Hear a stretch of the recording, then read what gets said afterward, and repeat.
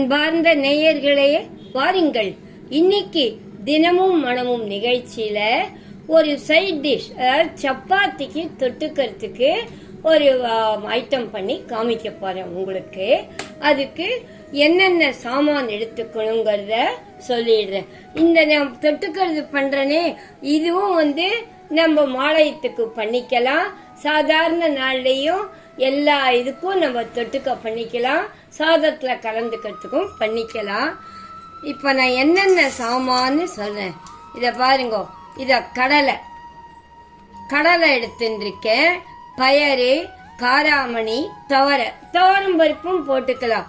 நான் தோல் எடுத்த துவரை வச்சிருந்தேன். அது எல்லாம் ஒரு சேர்ந்து போட்டிருக்கேன். மொத்தம் எல்லாம் ஒரு 2 ஸ்பூன் எடுத்துட்டேன்.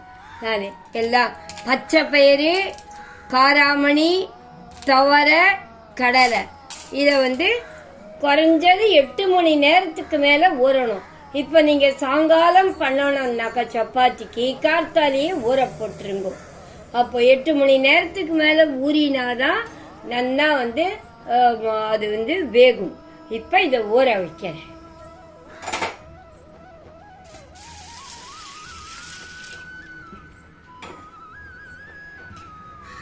இந்த நான் ஊறப்பட்ட பருப்பெல்லாம் 6 மணி நேரத்துக்கு மேலாச்சு நல்லா ஊறிடுது. இதை பார்த்தீங்களா எவ்வளவு இதுவா இருக்கு. இப்போ இதை குக்கர்ல வைக்கணும். நல்லா 7-8 விசில் விடுங்க. 7-8 விசில் விட்டாதான் நல்லா அது வேகும். இப்ப இத குக்கர்ல வேக வச்சுக்கலாம்.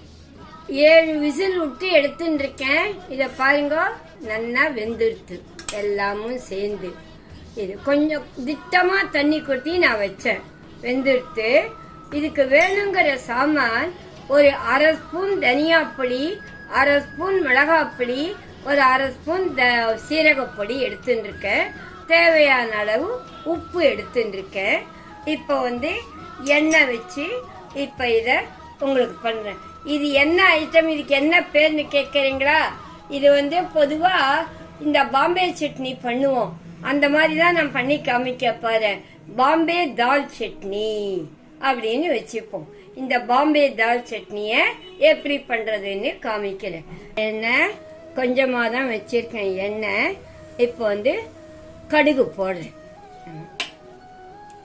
கடுகு வெடிக்கட்டும். இப்ப இந்த தாலுக்கு பெருங்காயம் போட வேண்டாம். கடுகு இதை வெடிச்சுட்டு கறிவேப்பிலைய போடுறேன். கறிவேப்பிலையை போட்டுட்டு உடனே நான் எடுத்து வச்சிருக்கேன் பாருங்க. இது எல்லாத்தையும் போடணும். இந்த தனியா பொடி, இந்த சீரகப்பொடி, இந்த மிளகாப்பொடி இத போட்டுடணும். இந்த மிளகாப்பொடியும் போட்டுட்டு கொஞ்சம் ஒரு இது பண்ணிட்டு, ஏன்னா அப்பதான் அந்த தனியா பச்சை வாசனை எல்லாம் போகும். இப்போ நம்ம வேக வச்சிருக்கோமே அந்த தால் எல்லாம் இதெல்லாம் சேர்த்துக்கலாம்.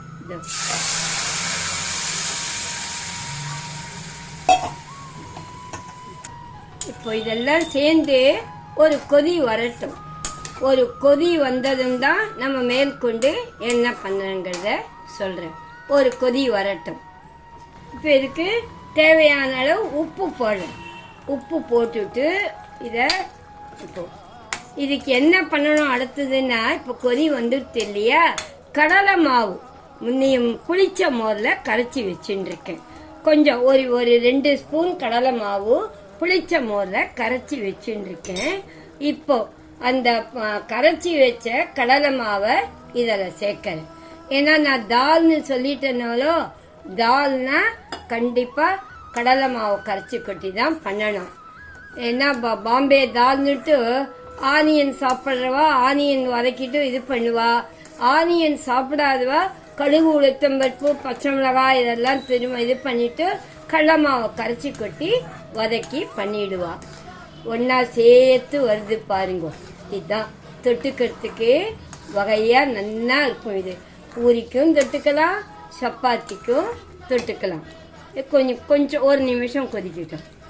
இப்போ சுவையான பாம்பே தால் சட்னி ரெடி. நல்லா பாருங்க. இந்த வானாயில இப்படி பண்ணும்போது இந்த மாதிரி இந்த ஓரத்துல ஒட்டாம வருது பாருங்க. இந்த மாதிரி வந்தால் நம்ம கரைச்சி கொட்டின கடல மாவு மற்றதெல்லாம் நல்லா வெந்துருத்துன்னு அர்த்தம். வெந்துட்டாக்கா ஒட்டவே ஒட்டாது வானாயில். இப்போ சட்னி ரெடி. இப்போ பூரியும் சுவையான பாம்பே தால் சட்னியும் ரெடி. இந்த பூரிக்கோ சப்பாத்திக்கோ தொட்டுக்க ரொம்ப சுவையா இருக்கும். வாங்க சாப்பிட வாங்க எங்க ஆத்துக்கு. என்ன நீங்களும் இதை பண்ண ரெடியா? நாளைக்கே நீங்க பண்ணணும் இத. இந்த வீடியோ உங்களுக்கு பிடிச்சிருக்கா? பிடிச்சதானா லைக் பண்ணுங்க, கமெண்ட் பண்ணுங்க, ஷேர் பண்ணுங்க, மறக்காம சப்ஸ்கிரைப் பண்ணுங்க. மீண்டும் அடுத்த நிகழ்ச்சியில் உங்களை சந்திக்கும் வரை உங்கள் கனகா பாட்டி.